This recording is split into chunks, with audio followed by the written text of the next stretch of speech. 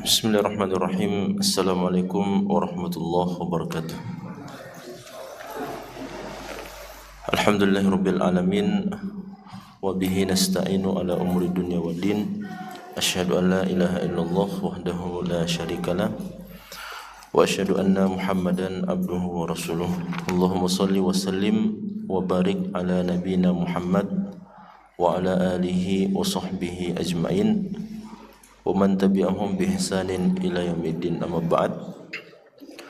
Para jemaah sekalian yang dirahmati Allah Subhanahu wa taala, alhamdulillah kita bersyukur kepada Allah oleh karena limpahan nikmat dan karunia yang Allah masih berikan kepada kita sehingga kita bisa menjalankan ketaatan, ibadah dan amal soleh.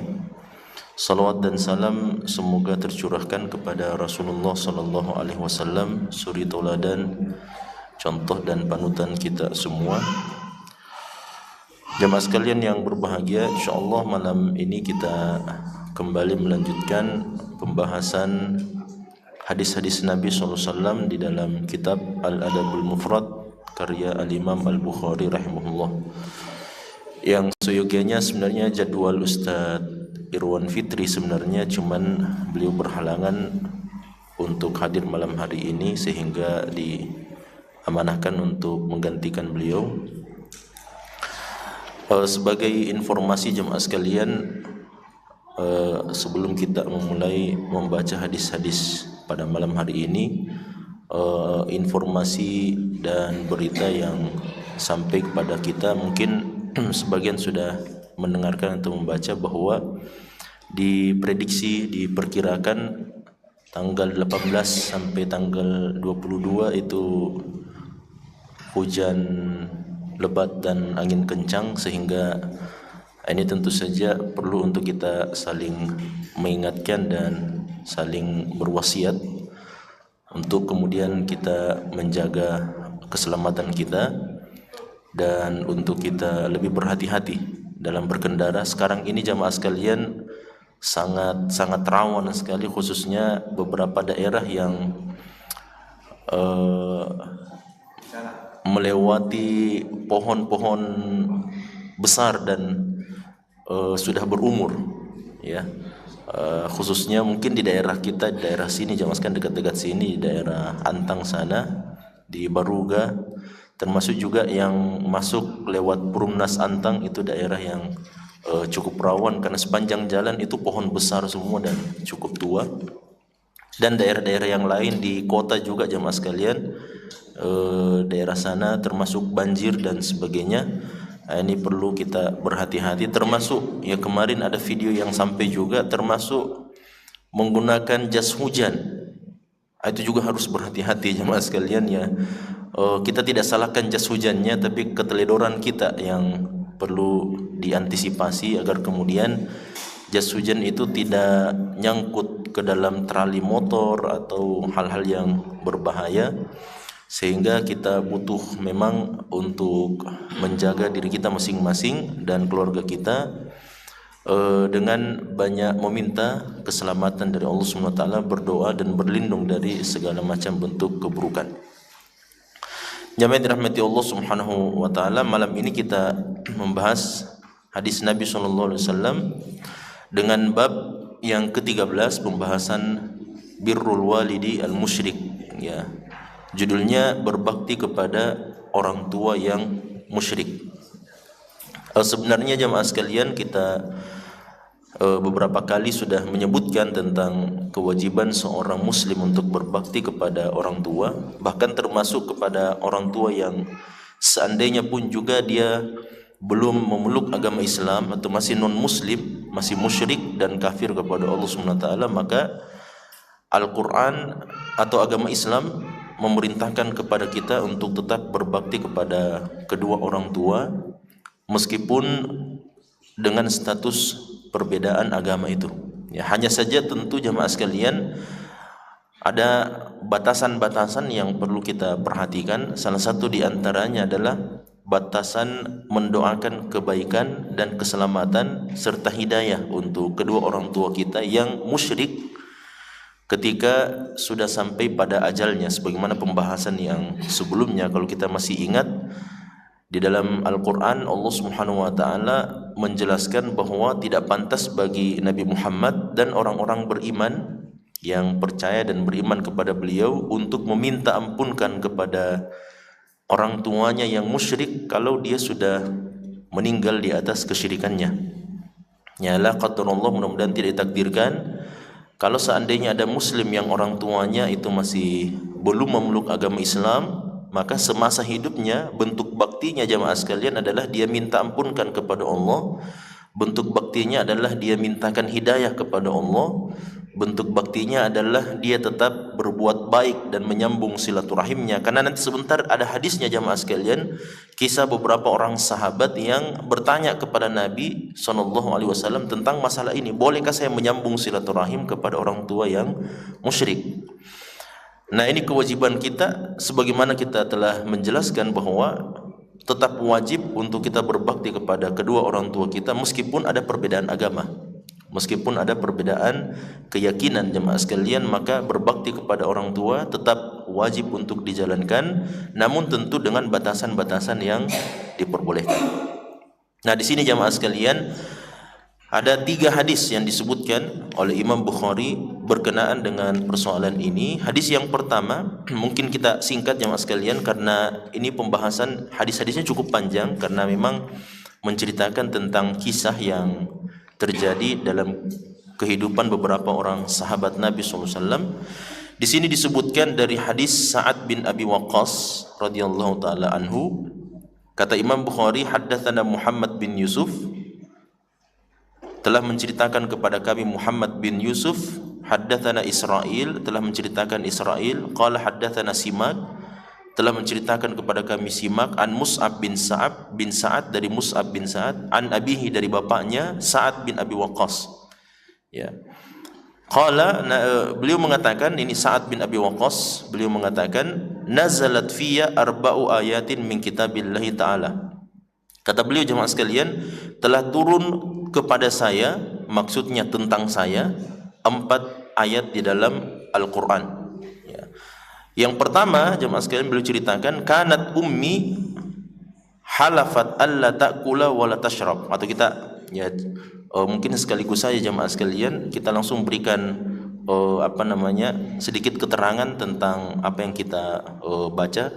Jadi Sa'ad bin Abi Waqqas ini adalah sahabat Nabi SAW, termasuk di antara as-sabiqun al-awwalun minal muhajirin, yang termasuk di antara 10 sahabat yang paling pertama memeluk agama Islam. Ya, ada khilaf di antara ulama kita, apakah beliau yang ketiga atau beliau yang keenam. Ya, ini ada khilaf di antara ulama, apakah beliau orang yang ketiga masuk agama Islam atau beliau adalah orang yang keenam. Nah, cuman yang tidak ada khilaf adalah bahwa beliau ini adalah salah satu di antara yang diberikan kabar gembira untuk masuk ke dalam surga, itu Sa'ad bin Abi Waqqas. Dalam hadis yang kita tahu sendiri jamaah sekalian, 3 hari berturut-turut atau 3 kali Nabi SAW memberikan kabar gembira bahwa akan masuk kepada kalian salah seorang di antara penghuni surga. Dan ternyata yang masuk ke dalam masjid itu adalah Sa'ad bin Abi Waqqas dalam keadaan jenggotnya masih basah habis berwudu. Kemudian beliau pegang sendalnya di bawah ketiak beliau. Kemudian beliau datang masuk ke dalam majlis. Akhirnya Abdullah bin Amr bin Aus, putra dari Amr bin Aus, itu datang kepadanya minta izin untuk bermalam di rumah Sa'ad bin Abi Waqqas. Ini dalam cerita yang sering kita dengarkan jemaah sekalian tentang pentingnya menjaga kesucian hati, kebersihan hati, dan tidak ada dendam kepada saudara-saudara kita. Akhirnya dibukakan rahasianya oleh Sa'ad bin Abi Waqqas setelah dilihat 3 hari 3 malam, ternyata tidak ada keistimewaan sebenarnya Sa'ad bin Abi Waqqas.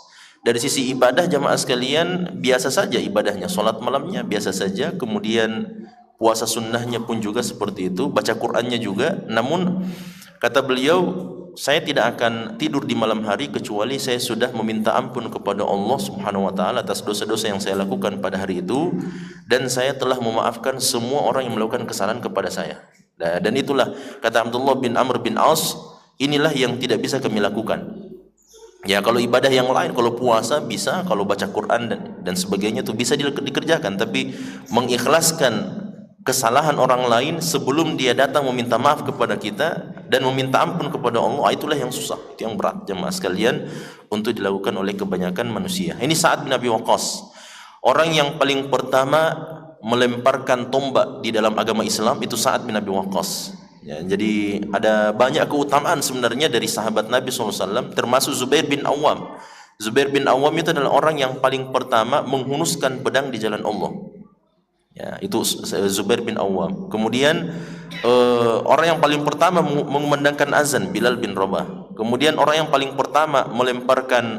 pertama mati syahid, ibunya Ammar bin Yasir, yaitu Sumayyah. Ya, kemudian yang dibunuh oleh majikannya sendiri. Kemudian jemaah sekalian, ini Sa'ad bin Abi Waqqas adalah orang yang paling pertama melemparkan tombak di jalan Allah SWT. Itulah dalam hadis Bukhari, Nabi SAW menjadikan bapak dan ibu beliau sebagai jaminan supaya Sa'ad bin Abi Waqqas melemparkan tombaknya. Karena memang Sa'ad bin Abi Waqqas pernah kita ceritakan juga, beliau itu jemaah sekalian tidak pernah keliru kalau melempar tombak, tidak pernah salah, pasti selalu 100% kena tepat sasaran. Ya, jadi kalau sniper ini jemaah sekalian, ini sniper paling hebat. Ya, jadi Nabi SAW mengatakan, irmi ya Sa'ad fidaka abi wa ummi. Wahai Sa'ad, Sa'ad ini sebenarnya kan pamannya Nabi SAW. Ya, Sa'ad itu adalah pamannya Nabi SAW. Makanya dalam hadis yang lain beliau mengatakan, hada khali falyurini ahadukum khalahu.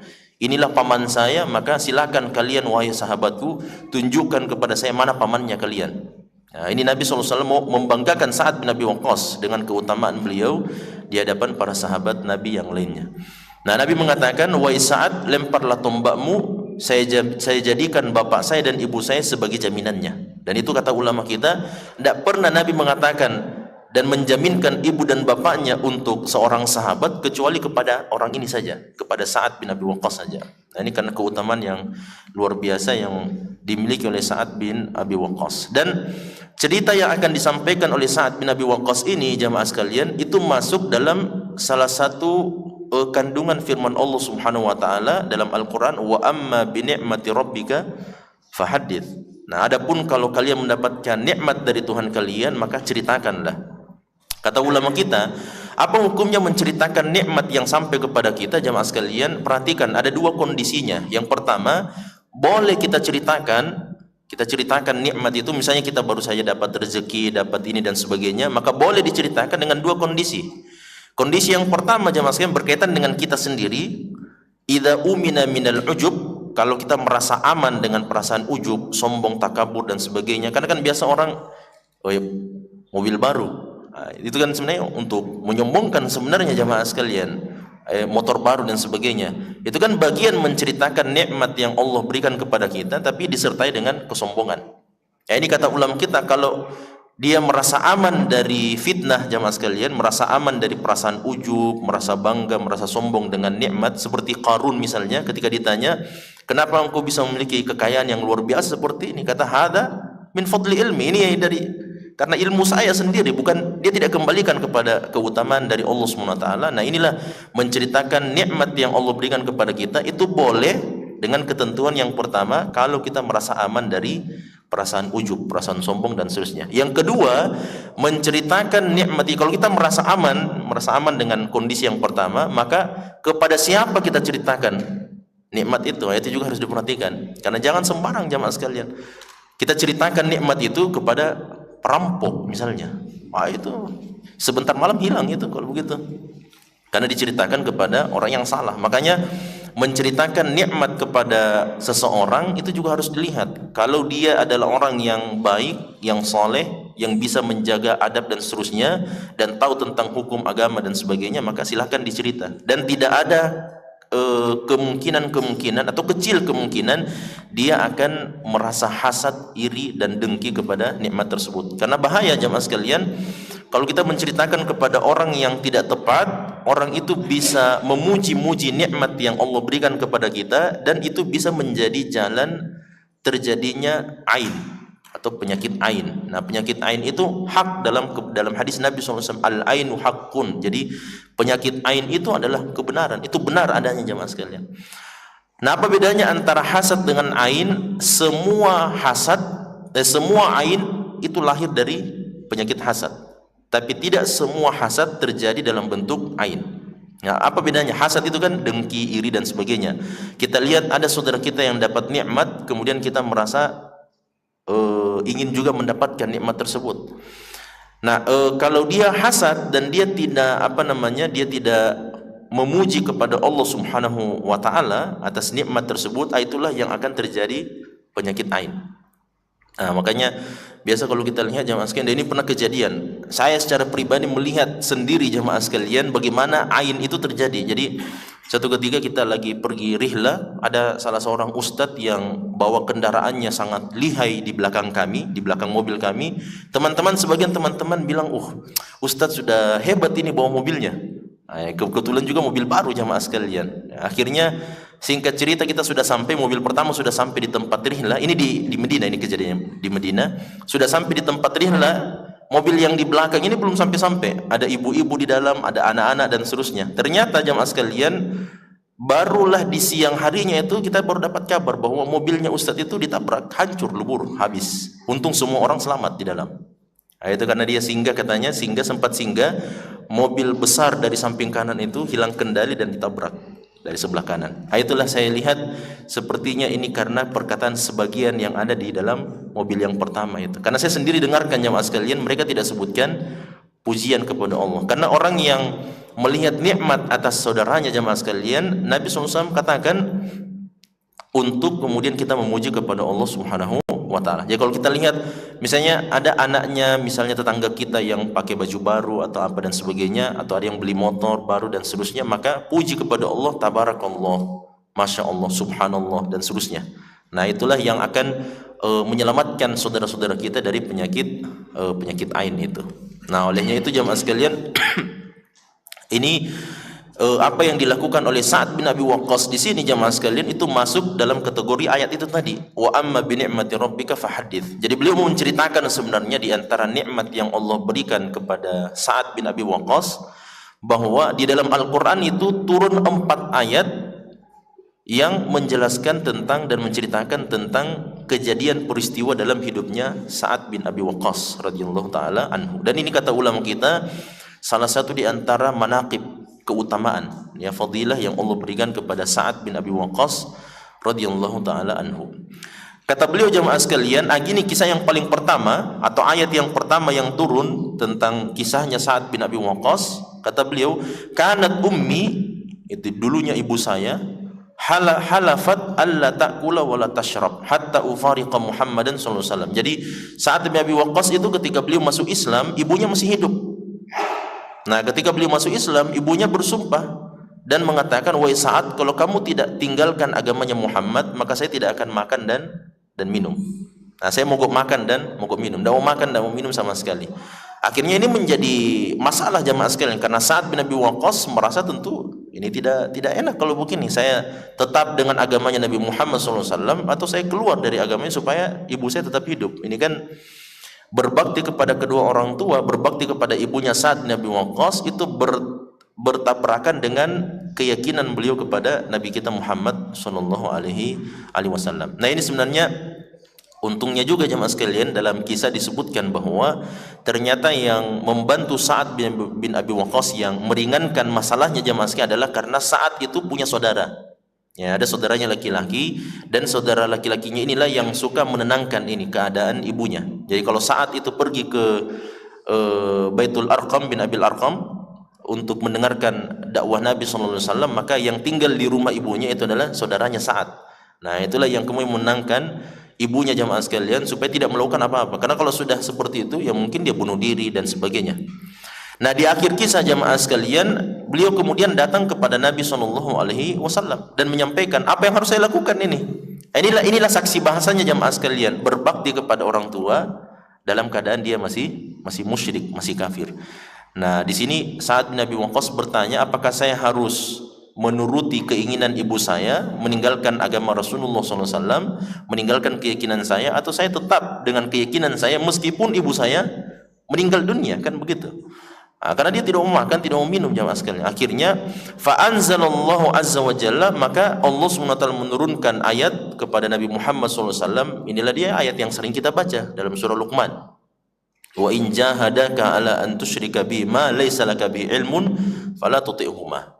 Nah, ini makanya ketika beliau bertanya, saat bertanya kepada ya Rasul, apa yang harus saya lakukan ini? Ibu saya sudah boykot ini, sudah beberapa hari dia tidak makan, tidak minum, sudah lemah sekali, sudah loyo dan seterusnya. Maka Allah turunkan kepada Nabi SAW, kalau seandainya kedua orang tuamu memaksa kamu untuk melakukan kesyirikan kepada saya, kata Allah SWT, fala tuti'huma, maka jangan ditaati.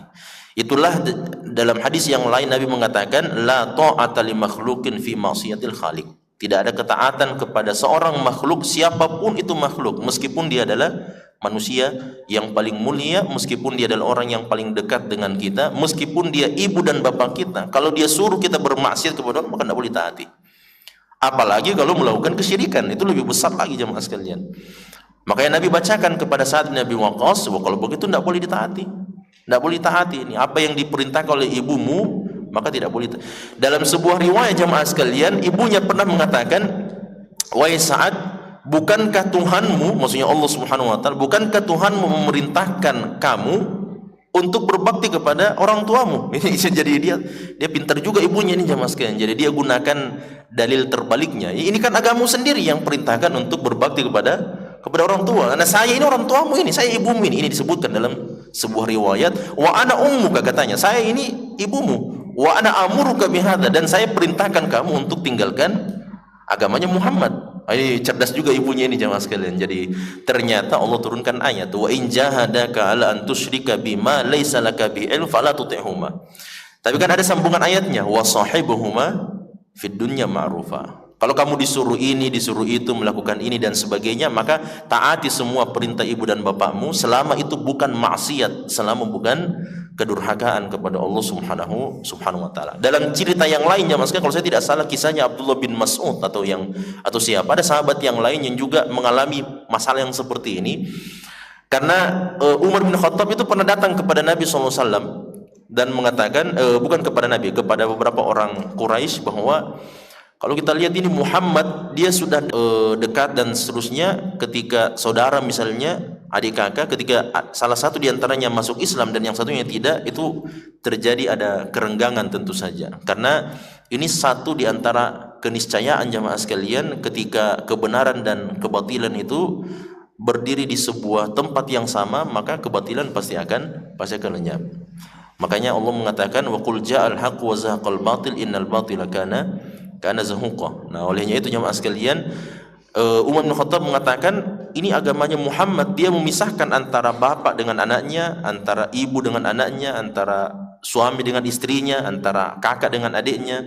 Karena perpisahan itu jemaah sekalian memang karena sudah ada perbedaan agama yang dibawa oleh Nabi kita Muhammad sallallahu alaihi wasallam. Tapi agama kita tidak melarang untuk berbakti kepada mereka, tetap menyambung silaturahim, itu tetap disahkan dan dibolehkan jemaah sekalian. Namun ketika diperintah untuk taat kepada selain Allah Subhanahu wa taala, maka tidak ada ketaatan kecuali kepada Allah Subhanahu wa taala. Dalam kisah yang lain, ada sahabat juga menghadapi masalah yang seperti ini, saya lupa siapa namanya, sampai dia mengatakan begini, ketika dia sudah berhari-hari jamaah sekalian ketika dia sudah berhari-hari tidak makan dan tidak minum, ibunya ini sudah sangat lemah, sudah sangat lemas dan seterusnya. Akhirnya sang anak ini mengatakan, demi Allah, untuk menunjukkan keteguhan imannya kepada agama Rasulullah SAW, dia mengatakan, demi Allah, kalau seandainya jiwa atau ruhnya keluar sedikit demi sedikit dari jasadnya, supaya saya mundur keluar dari agamanya Nabi Muhammad, maka saya tidak akan keluar sama sekali, walaupun itu ruh ibunya keluar sedikit demi sedikit dari jasadnya. Karena keyakinan seperti itu jemaah sekalian, lakum dinukum waliyadin, bagi kalian agama kalian dan bagi kami agama kami. Ayat yang kedua jemaah sekalian, ini saksi bahasan kita tentang kewajiban untuk berbakti kepada orang tua kita meskipun dia musyrik. Kata Allah, wa sahibuhuma fid dunya ma'rufa. Untuk urusan dunia jamaah sekalian, maka silakan lakukan apa yang bisa kita lakukan untuk berbakti kepada mereka. Bahkan di antar bentuk bakti kita adalah doakan orang tua kita misalnya, doakan nenek kita misalnya, kakek kita dan seterusnya. Ya, kalau biasakan orang-orang tua kita jamaah sekalian, orang-orang tua kita mungkin yang dulu-dulu puluhan tahun yang lalu mungkin tidak sebelum tersentuh dengan agama dan seterusnya seperti yang ada hari ini jamaah sekalian, Mereka hanya menjalankan kebiasaan nenek moyang saja, maka kita doakan juga. Itulah makanya doa yang diajarkan oleh Allah Subhanahu wa taala kepada kita, bagaimana ayatnya? Walladzina yaquluna Rabbana ighfir lana wa li ikhwanina alladzina sabaquna bil iman wa la taj'al fi qulubina ghillan, dan seterusnya. Jadi ini kan doanya sebenarnya jamaah sekalian supaya kita minta ampun kepada Allah dan minta ampunkan juga untuk orang-orang yang beriman sebelum kita. Jadi semua orang, mungkin ada kakek kita, nenek kita dan seterusnya ke atas sana jamaah sekalian, mungkin di antara mereka ada yang tidak mendapatkan hidayah dan seterusnya, maka kita doakan secara umum. Kalau di antara mereka ada yang beriman dari kakek nenek moyang kita, atau mungkin ada yang tidak beriman karena minimnya agama di masa itu jamaah sekalian, karena ilmu yang sedikit tersebar di tengah masyarakat, maka kita doakan mudah-mudahan masuk dalam kategori orang-orang yang diampuni oleh Allah Subhanahu wa taala kalau mereka beriman kepada Allah. Yang kedua jamaah sekalian, kisah yang kedua dari Sa'ad bin Abi Waqqas, kata beliau, inni kuntu akhadtu sayfan a'jabani. Dalam sebuah peperangan jamaah sekalian, beliau mengatakan, saya pernah melihat ada sebuah pedang, ini harta rampasan perang, ghanimah ini. Ada harta rampasan perang yang sudah dikumpulkan dari kemenangan ini, meskipun tidak disebutkan dalam peperangan apa, namun zahirnya sepertinya ini dari peperangan Uhud, peperangan Badar. Setelah terjadi pada tahun kedua Hijriah, dikumpulkan semua harta rampasan perang, dan tidak boleh kan, hukumnya tidak boleh bagi seorang mujahidin dan siapapun untuk mengambil harta rampasan ghanimah itu kecuali sudah dibagi oleh Rasulullah SAW. Siapa yang mengambil itu jamaah sekalian tanpa sepengetahuan pemimpin, itulah yang disebut sebagai gulul. Wa may yaglul ya'ti bima ghalla yaumal qiyamah, kata Allah. Siapa yang melakukan perbuatan gulul, khianat terhadap ghanimah yang akan didapatkan oleh setiap mujahidin, maka nanti pada hari kiamat dia akan datang membawa harta rampasan perang yang dia khianati itu. Nah ini Sa'ad bin Abi Waqqas, dia lihat ada sebuah pedang, sebilah pedang yang bagus sekali dia lihat jamaah sekalian. Makanya beliau bertanya kepada Nabi SAW, faqultu ya Rasulullah habli hadha. Ya Rasulullah, beliau mengatakan kepada Nabi SAW, berikanlah kepada saya pedang ini. Maksudnya untuk bagian rampasan perang saya, ghanimah ini, karena kan dia ikut dalam perang itu, maka berikanlah, hadiahkanlah kepada saya barang ini. Ya. Maka Nabi SAW kemudian membacakan ayat firman Allah di dalam surah Al-Anfal. Ya, yas'alunaka 'anil anfal qulil anfalu lillahi war rasul. Ya. Mereka umat manusia, para sahabatmu bertanya kepadamu wahai Muhammad tentang al-anfal. Al-anfal itu jamaknya nafal. Nafal itu adalah harta yang dibagi-bagikan sebagai tambahan hadiah kepada orang yang berjihad, berjuang di jalan Allah. Nah, itulah al-anfal. Maksudnya ghanaim, harta rampasan perang. Yang hukumnya ini bahwa khumus seperlimanya itu untuk Allah Subhanahu wa taala dan Rasulnya, maksudnya untuk orang-orang yang membutuhkan. Sedangkan 4/5-nya itulah yang dibagi-bagi kepada para mujahidin. Nah, makanya jamaah sekalian, ini hukum ayat yang turun berkenaan dengan permintaan Sa'ad bin Abi Waqqas untuk diberikan pedang tersebut.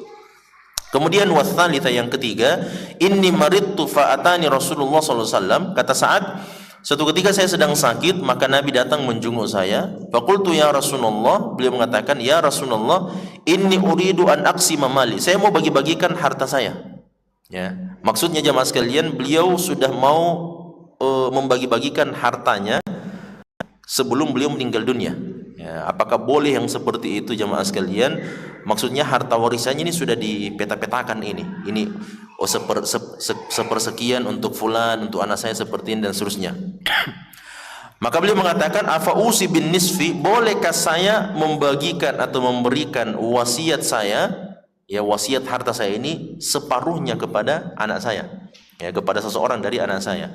Maka Nabi SAW mengatakan, faqala la, kata Nabi tidak boleh berwasiat sebanyak 1/2 harta tinggal, harta warisan, itu hukumnya tidak boleh.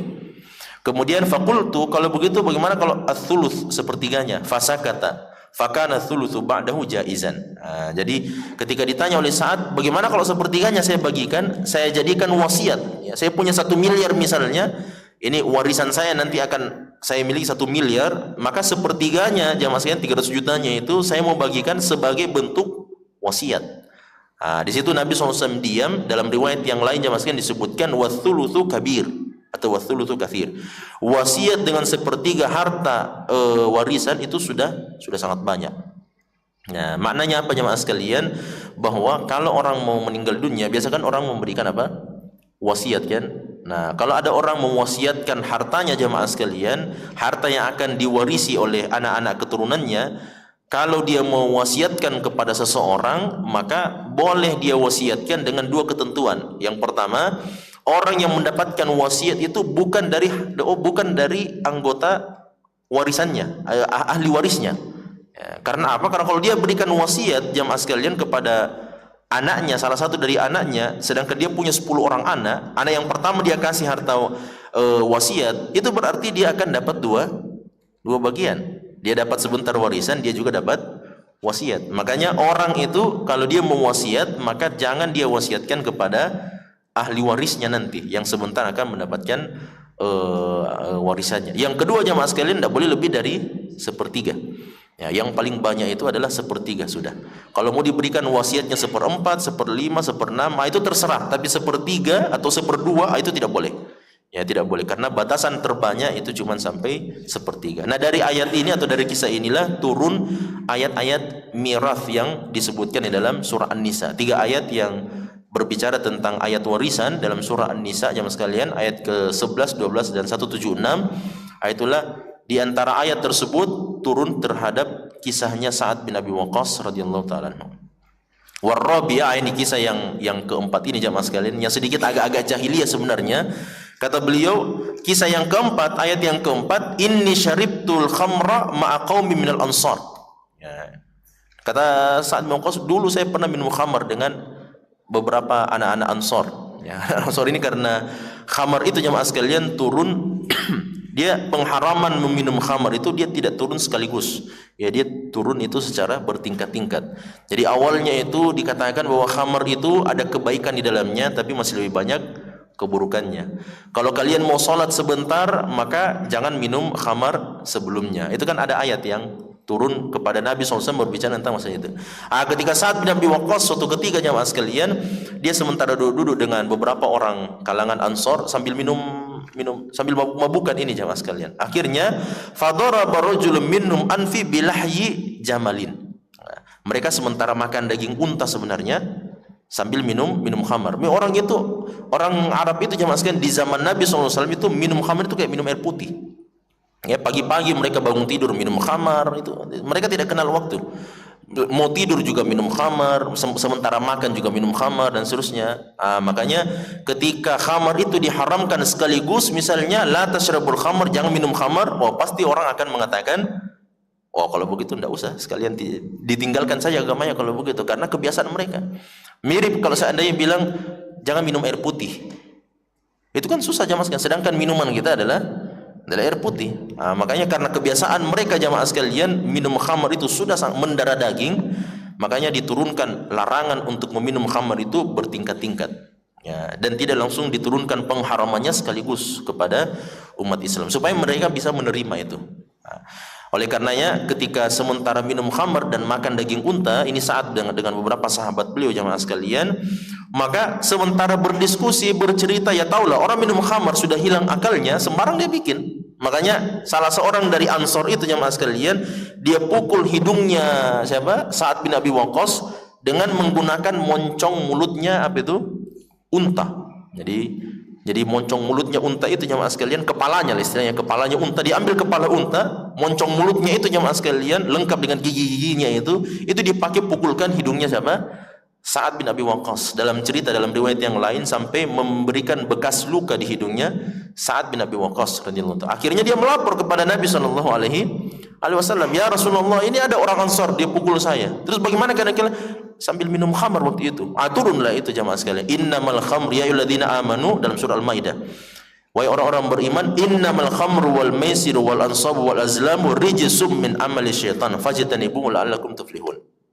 Itu ayat yang paling terakhir yang melarang orang-orang beriman untuk minum khamar. Wahai orang-orang beriman, sesungguhnya khamar, berjudi, mengundi nasib dengan menggunakan anak panah serta menyembah kepada selain Allah Subhanahu wa taala, patung-patung, berhala-berhala, rijsun min amali syaitan. Itu adalah buah dari godaan syaitan.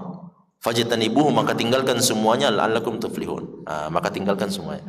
Nah, inilah 4 ayat jemaah sekalian yang turun berkenaan dengan kisahnya Sa'ad bin Abi Waqqas radhiyallahu taala anhu. Kemudian hadis yang kedua jemaah sekalian singkat, ada kisahnya Asma bintu Abi Bakar. Ini Asma jemaah sekalian anaknya Abu Bakar As-Siddiq, ya. Ini Asma itu kakaknya Aisyah radhiyallahu taala anha, lebih tua jemaah sekalian, lebih senior daripada Aisyah. Dan yang datang dalam kisahnya ini, kisahnya Asma bintu Abi Bakar. Asma itu adalah istrinya Zubair bin Awam. Ya, ini sebagai informasi, Asma diantara wanita juga yang pertama kali masuk ke dalam agama Islam, sama dengan Zubair bin Awam suami beliau, sama-sama masuk Islam, memeluk agama Islam. Cuman Asma bintu Abi Bakar ini jamaah sekalian itu beda ibunya dengan Aisyah. Jadi kalau kita lihat jamaah sekalian dalam sebuah riwayat dikatakan bahwa ini disebutkan di sini, qalat atatni ummi ragibatan. Ya, datang ibu saya kepada saya, ke rumah saya dalam keadaan dia sementara marah dan juga memaksa saya untuk apa? Berbuat baik kepada dia. Ya. Karena ternyata dalam sebuah riwayat diceritakan bahwa ternyata ini ibunya jamaah sekalian itu datang ke rumahnya Asma. Ya, dan dia bawa beberapa hadiah. Ternyata ini Asma jamaah sekalian, dia khawatir, ini kan dia ibunya ini masih musyrik jamaah sekalian, belum memeluk agama Islam.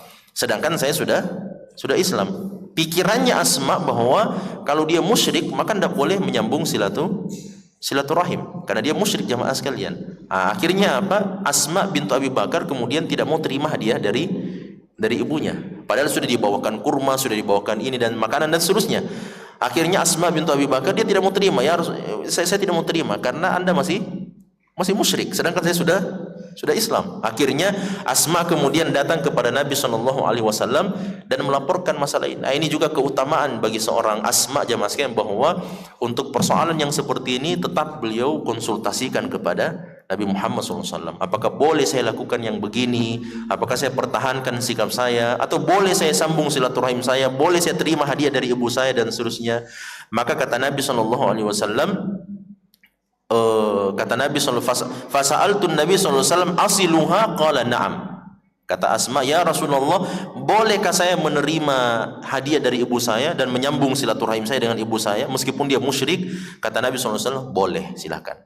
Nah, itulah makanya turun firman Allah SWT dalam surah Al-Mumtahanah, la yanhakumullahu 'anil ladzina lam yuqatilukum fid din wa lam yukhrijukum antabarruhum wa tuqsitu ilaihim innallaha yuhibbul muqsitin. Kata Allah SWT, Allah tidak pernah melarang kalian wahai orang-orang beriman untuk menyambung silaturahim dan berbuat baik kepada orang-orang yang tidak memerangi kalian dari sisi agama dan tidak mengusir kalian dari tempat tinggal kalian.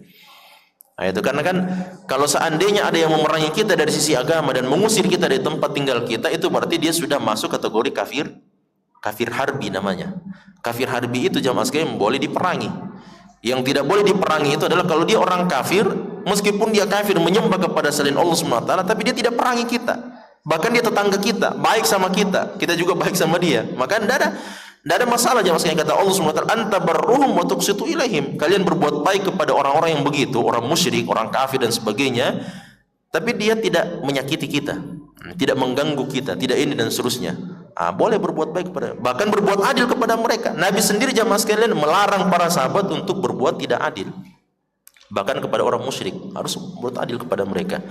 Nah, oleh karenanya ini Asma jamaah sekalian ceritanya ternyata bahwa ibunya itu beda dengan ibunya Aisyah. Jadi Abu Bakar itu punya berapa orang istri jamaah sekalian ya. Jadi di antara istrinya jamaah sekalian ada namanya Ummu Ruman. Ummu Ruman inilah jamaah sekalian yang lahir dari beliau itulah Aisyah radhiyallahu taala anha. Ya, Aisyah dari Ummu Ruman. Sedangkan ini Asma kakaknya Aisyah radhiyallahu itu dari ibunya namanya Qutailah. Nah, Qutailah itu adalah istrinya Abu Bakar As-Siddiq yang di masa itu belum beriman kepada Nabi Muhammad SAW. Nah, oleh karena jamaah sekalian, beliau datang kepada Nabi SAW dan Nabi SAW memerintahkan kepada beliau untuk tetap berbuat baik kepada ibunya meskipun dia belum beriman kepada Allah SWT. Kemudian hadis yang terakhir jamaah sekalian, ini kisahnya Umar bin Khattab. Ya, ini saya secara singkat saya karena waktu. Jadi Umar bin Khattab jamaah sekalian ini kejadiannya di Madinah. Kejadian di Medina, di pintu luar Medina itu, Masjid Nabawi itu jamaah sekalian, ada pasar. Ya, pasar Nabi itu ya, pasar Nabi di daerah utara, di daerah selatan. Jadi pasarnya Nabi SAW itu orang-orang Ansor berjualan di situ. Ini makanya ulama kita mengatakan berdasarkan hadis ini boleh membuat pasar berdampingan dengan pintu masjid, itu boleh. Ya, berdasarkan hadis ini, karena hadis ini memang diceritakan bahwa Umar bin Khattab pas dia mau masuk dalam Masjid Nabawi ternyata ada penjual-penjual yang menjual di depan pintu Masjid Nabawi. Tapi para ulama kita mengatakan silahkan kalau ada yang misalnya melihat ingin menjual jamaah sekalian, misalnya di luar masjid atau di depan pintu masjid, itu boleh hukumnya. Yang penting jangan menjadikan sebab apa munculnya keributan. Ya, mungkin ada, ya tahulah jamaah sekalian, orang menjual di pasar dan sebagainya, ya sambalu dan seterusnya. Ya mungkin ada yang mengangkat suara menjual dan berteriak-teriak. Itu yang dilarang jamaah sekalian. Kalau seandainya ribut seperti itu, maka harus dipindahkan ke tempat yang lain yang lebih kondusif, karena orang sementara beribadah di dalam masjid. Makanya kita lihat jamaah sekalian kan banyak penjual-penjual di Masjid Raya, Masjid Al-Markaz dan sebagainya, penjual-jual parfum, jual songkok dan seterusnya. Itu boleh. Hadisnya dari mana ini? Dari kisahnya Umar bin Khattab. Ya, Umar bin Khattab beliau melihat jamaah sekalian depan pintu masjid ada yang menjual kain, baju. Ya, kata Umar bin Khattab, beliau sampaikan, "Ya Rasulullah, kenapa Anda tidak membeli ini khullah?" Namanya khullah jamaah sekalian, dalam hadis disebutkan, "Kenapa Anda tidak membeli khullatan siyara?" Khullatan siyara itu jamaah sekalian adalah pakaian seperti model baju kita ini. Ya, kalau ini kan model jubah ya. Kalau model baju kita itu baju potongan. Itu khullatun siyara, itu baju potongan itu.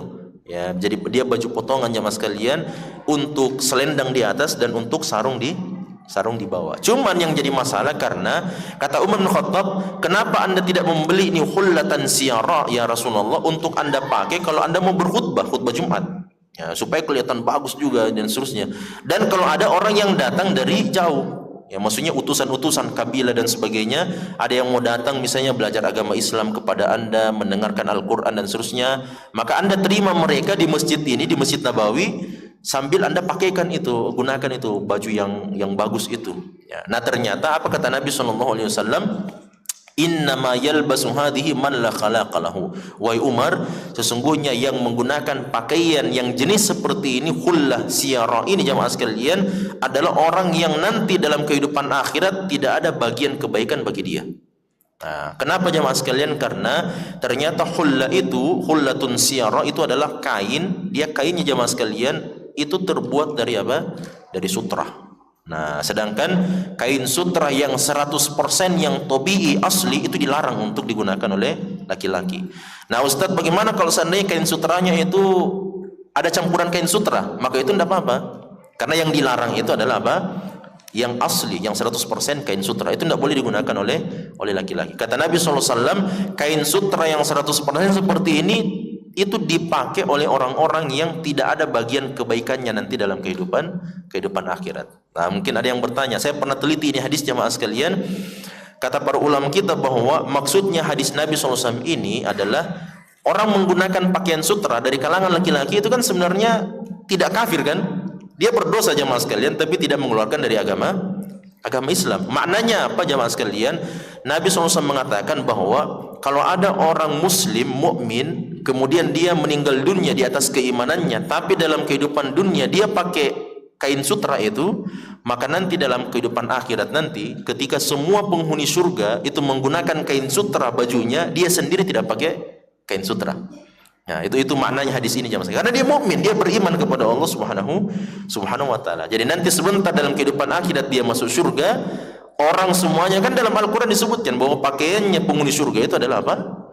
Adalah sutra. Nah, makanya jemaah sekalian, ada sutra yang tebal, ada sutra yang tipis. Maka Nabi mengatakan nanti sebentar di akhirat kalau dia pakai di dunia kain sutra yang seperti ini, dia beriman, maka dalam kehidupan akhirat dia tidak mendapatkan keutamaan kain sutra. Itu bukan berarti dia telanjang jamaah sekalian. Dia tetap ada pakaian khususnya bagi orang yang seperti ini, cuman tidak mendapatkan keutamaan pakaian sutra itu. Nah, ini ketika Nabi SAW mendapatkan hadiah, Nabi SAW itu jamaah sekalian mendapatkan hadiah dengan jenis kain yang seperti ini. Maka Nabi SAW kemudian dilipat kain itu jamaah sekalian dan dihadiahkan kepada Umar. Dipanggil Umar, wahai Umar, sini dulu sebentar. Ketika datang Umar, Nabi mengatakan, wahai Umar, saya hadiahkan ini kain untuk kau. Ya. Kemudian Umar mengatakan, ya Rasulullah, Anda ini sebelumnya melarang kita untuk menggunakan kain sutra. Sekarang datang hadiah untuk Anda dengan kain sutra yang seperti ini, kemudian Anda kasihkan sama saya. Nah, sedangkan Anda sendiri melarang dari kain sutra. Apa kata Nabi SAW?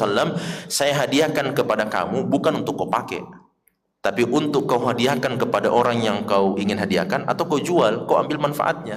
Nah, itu maksudnya Nabi SAW. Maka apa yang terjadi jamaah sekalian? Kemudian dalam hadis ini katakan, fa arsala biha Umar ila akhin lahu min ahli Makkah qabla an yuslima. Ternyata apa yang dilakukan oleh Umar bungkus itu kain sutra yang dihadiahkan oleh Nabi, padahal ini hadiah jamaah sekalian, hadiah dari Nabi sallallahu alaihi wasallam. Dan hadiah itu sudah disentuh oleh Nabi Muhammad sallallahu alaihi wasallam. Jamaah sekalian, semua yang pernah disentuh oleh Nabi Muhammad sallallahu alaihi wasallam dalam kehidupan dunia ini maka akan mendapatkan keberkahannya. Ya. Tahu jamaah sekalian Abu Mahdurah itu masih ada waktu ya? Abu Mahdurah itu jamaah sekalian adalah muazzin yang dinobatkan oleh Nabi SAW untuk di Mekah. Ya. Jadi kalau ada Bilal bin Rabah di Madinah, ada juga Abdullah ibnu Ummi Maktum tukang azannya Nabi SAW di Madinah, maka di Mekah itu ada namanya Abu Mahdurah. Kisahnya di Abu Mahdurah jamaah sekalian ketika pertama kali ketemu dengan Nabi Muhammad SAW itu di peperangan Badar. Ternyata ini Abu Mahdurah dengan kawan-kawannya. Sementara Nabi SAW di Badar itu kemudian beliau melaksanakan ibadah solat, Bilal itu kumandangkan azan. Abu Mahdurah agak jauh jamaah sekalian, dia dengarkan itu azannya siapa? Bilal bin Rabah. Dia ikuti itu azannya Bilal. Allahu Akbar, Allahu Akbar. Oh, didengarkan. Ternyata Nabi SAW dengarkan azannya siapa? Abu Mahdurah ini, anak muda. Ya. Ketika itu Nabi SAW panggil salah seorang sahabat, wahai sahabatku, coba kamu panggil itu anak-anak muda di sana, coba suruh datang ke sini. Ketika datang sampai jamaah sekalian di hadapan Nabi, Nabi mengatakan, siapa tadi yang mengikuti azannya Bilal? Nah, mereka tidak tahu ternyata itu adalah azan. Nah, jadi Abu Mahdurah ini dia mengatakan saya. Ketika dia tidak kenal juga jamaah sekalian siapa Muhammad, siapa ini dan sebagainya. Cuman dia dengarkan azannya Bilal, suaranya Bilal juga sangat indah. Makanya Abu Mahdurah mengatakan, saya ya Rasul, saya yang mengikuti ucapannya orang ini. Maka Nabi SAW mendoakan orang tersebut akhirnya masuk Islam. Sementara didoakan oleh Nabi SAW jamaah sekalian, dielus-elus kepalanya oleh Nabi SAW dengan tangannya Nabi SAW. Maka apa yang terjadi? Abu Mahdurah jamaah sekalian sampai dia meninggal dunia, dia tidak pernah potong rambutnya. Rambutnya itu sampai pantatnya. Karena apa? Karena haram hukumnya jamaah sekalian untuk memotong rambut. Menurut dia ya, haram bagi saya untuk memotong rambut saya yang dahulu sudah disentuh sama Nabi SAW. Nah, itu karena semua yang disentuh oleh Nabi SAW mendapatkan keberkahan. Nah, oleh karena jamaah sekalian, ini kisahnya tadi, hadiah diberikan oleh Nabi SAW kepada Umar bin Khattab. Akhirnya apa yang dilakukan oleh Umar bin Khattab? Dia bungkus baik-baik itu baju, itu kain, kemudian dikirimkan ke kota Mekah, dihadiahkan kepada saudaranya yang masih kafir pada saat itu sebelum dia masuk Islam. Nah, ini tandanya jamaah sekalian bahwa Umar bin Khattab juga mau mengajarkan kepada kita bolehnya menyambung silaturahim kepada saudara kita, kepada sepupu, kepada keluarga dekat ataupun jauh meskipun mereka masih musyrik. Nah, mudah-mudahan dengan hadiah itu menjadi jalan, menjadi sebab orang-orang tersebut bisa memeluk agama Islam, agama Allah Subhanahu wa taala. Ini jamaah sekalian beberapa hadis yang kita bisa pelajari malam hari ini, mudah-mudahan ada manfaat. Kita tutup subhanallahi wa bihamdihi asyhadu an la ilaha illa anta astaghfiruka wa atubu ilaik. Wassalamualaikum warahmatullahi wabarakatuh.